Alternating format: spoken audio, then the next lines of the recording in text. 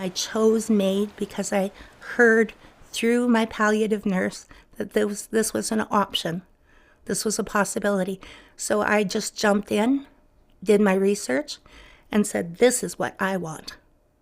Because I could stay in the driver's seat of my own life. It gave me dignity. It gave me my humanity. So it can be whenever I'm ready. This is Dan Dix here reporting for Press for Truth. The video that you just saw is a new trailer for a documentary film titled In My Own Time, a documentary film about what it means to die on one's own terms. Now, this is being promoted by an organization who calls themselves Dying with Dignity Canada. And according to their X or Twitter page here, Dying with Dignity Canada is the national human rights charity committed to improving the quality of dying, protecting end-of-life rights, and helping Canadians avoid unwanted suffering. Really? Well, what about this Canadian woman who had cancer and she was told to consider assisted suicide by Canadian doctors? She ended up going to the US for treatment instead, and she lived, folks. A Canadian woman says that she paid more than $150,000 to undergo cancer treatment in the US after being told to consider assisted suicide because her country's universal healthcare system likely could not save her. Of course, she's not the only one. You had this cancer treatment being delayed for this BC man who ended up opting for the medically assisted death instead. His family's completely broken. Grieving family speaks out after BC cancer patient awaiting treatment chooses MAID. And of course, this is not only for cancer patients. We recently saw this quadriplegic Ontario woman who was considering medically assisted dying just because of long ODSP wait times. There's this Canadian disabled man who was denied care but offered euthanasia. There was the Paralympian who told her members of Parliament that Veterans Department offered her assisted death. Of course, there was the Quebec College of Physicians who were slammed for suggesting MAID for severely ill newborns, ladies and gentlemen, and the Canadian government, who launched this thing in 2016, is saying, please note, the eligibility date for persons suffering solely from mental illness is March 17th, starting early 2024.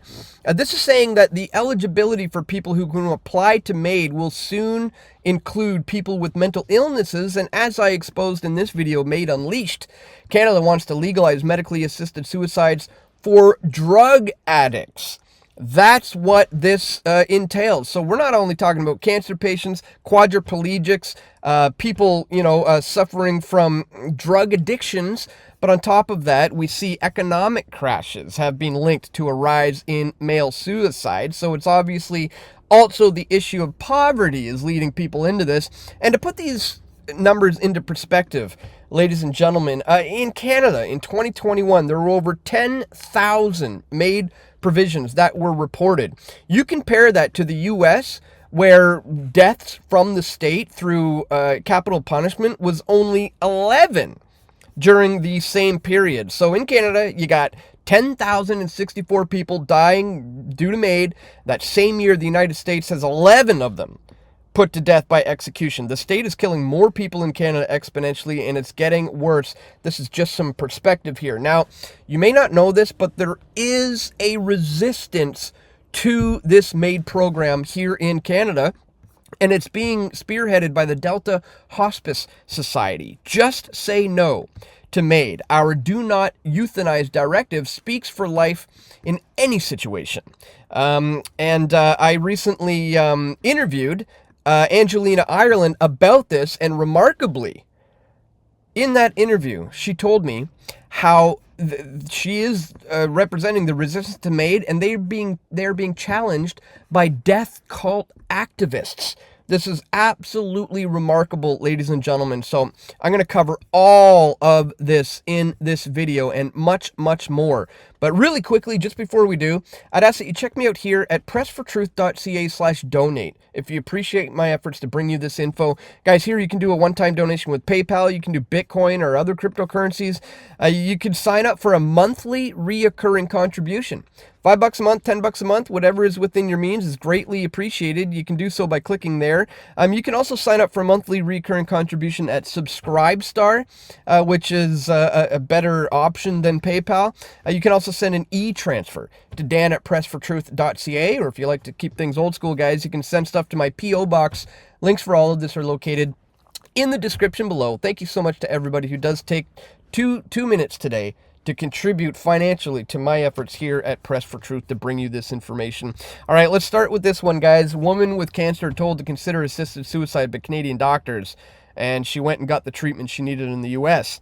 Allison D'Clusio, 57, was diagnosed last year with a rare aggressive form of abdominal cancer after suffering pain she initially thought came from overeating at Thanksgiving. But even worse news came when she was consulting a surgeon at the BC Cancer Agency who told her she's not a candidate for the procedure in which visible tumors are surgically removed and heated chemotherapy drugs are then infused in the abdomen. Instead, she said, the doctor told her that she'd have to rely on standard intravenous chemotherapy, which might slow but not cure the disease. The physician also predicted that she had a lifespan of what looks to be about 2 months to 2 years. So here she is by a Canadian doctor being given 2 years max to live. And she says this: I suggest you talk to your family, get your affairs in order, talk to them about your wishes, which was indicating, whether you want to have medically assisted dying or not. She recalls hearing. With the help of her family and friends, she ended up finding a surgeon who performed this 2-step treatment at the Mercy Medical Center in Baltimore, Maryland. So here you have a Canadian doctor saying, you got like 2 years max, and suggesting that she moves on to medically assisted dying. All she had to do was go to the U.S., pay for it, and get the treatment she needed.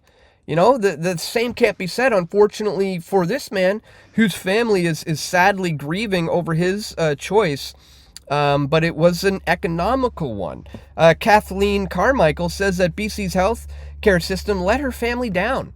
Her partner, Dan Quayle, opted for a medically assisted death just 13 days ago, guys. It was a choice that he made after waiting for chemotherapy and treatment that didn't come fast enough.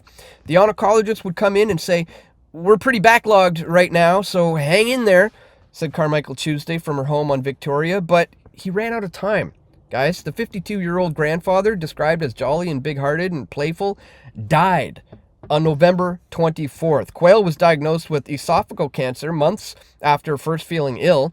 While he waited for treatment, his health declined, which led him to choose MAID. The decision was excruciating for his family, including Shailene Griffin, his stepdaughter. It's heartbreaking for my mom, for his kids, for my kids. It's devastating, she said Tuesday from her Campbell River home. And I know this isn't the only story, so it just feels heavy for everyone. The family is now speaking out, not to be critical of any of the doctors, but the whole system, hoping others won't have to endure what they have had to go through. I'm so heartbroken, she said through the tears as she held a card up with condolences. Guys, this is the sanctioned murder of Canadian citizens who, as I said, are suffering from health ailments, cancers, who are not getting the treatment they need. We're talking about quadriplegics.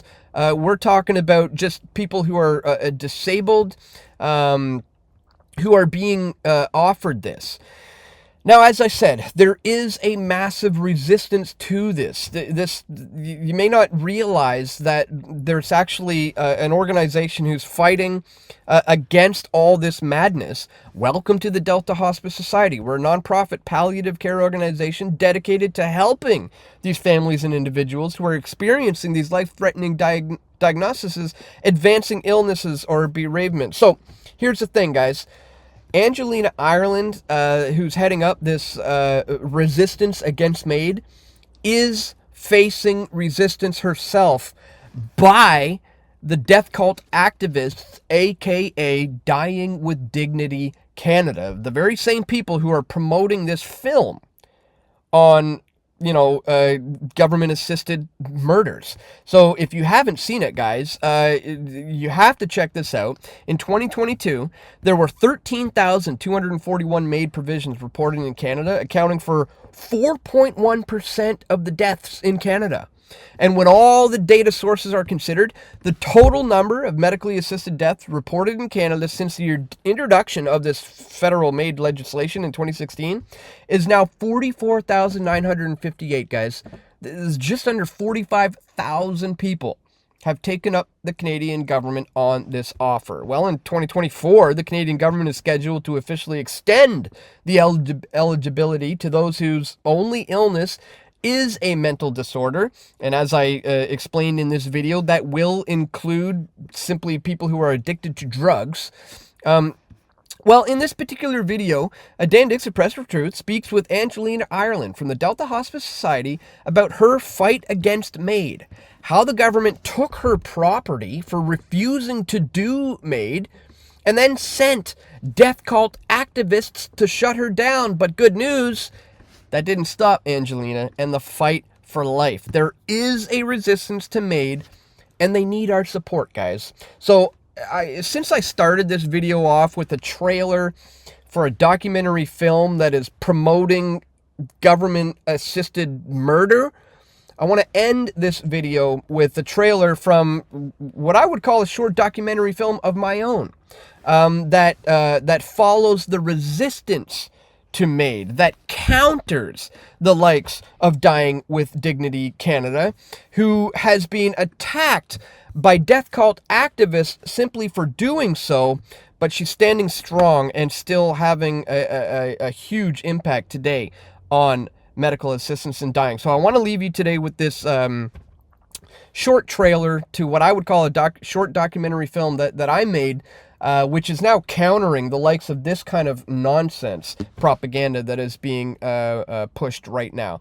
Guys, if you appreciate my efforts to do this, once again, I want to remind you to check me out at pressfortruth.ca/donate. All the links are located in the description below. Again, thank you to everybody who does take time to support my work here at Press for Truth. So without further ado, please check out this short trailer for what I would call a documentary short that I made recently here with Angelina Ireland, and then you can watch the entire video. A link will be located in the description below. And without further ado, this is my short documentary film, a trailer to it. The resistance to MAID is being challenged by death cult activists. Please join the fight for life. We are in the midst of the great Canadian cull. Right? The government is basically killing all the undesirables. There is no money for health care, appropriate health care in this country. We know that. We know we don't have enough doctors. We know we don't have money for a proper health care system because, over the last 8 years, a fortune has been squandered, but very little of it went to taking care of people. So now you've got all these people and all these problems, and you have a country that was put in lockdown and traumatized for a few years. You have a country which the inflation rate is going through the roof. You have a country basically on the brink of having to get involved in a third world war. You have people who can't afford gas, can't afford rent. But here we have a panacea to all of that, right? Well, we'll just kill them.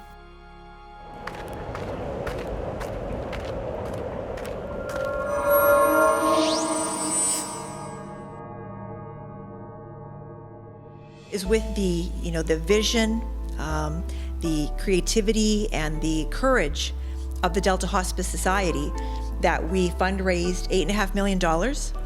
We built these buildings, beautiful buildings that you see here, and we have been running them for the last 10 years.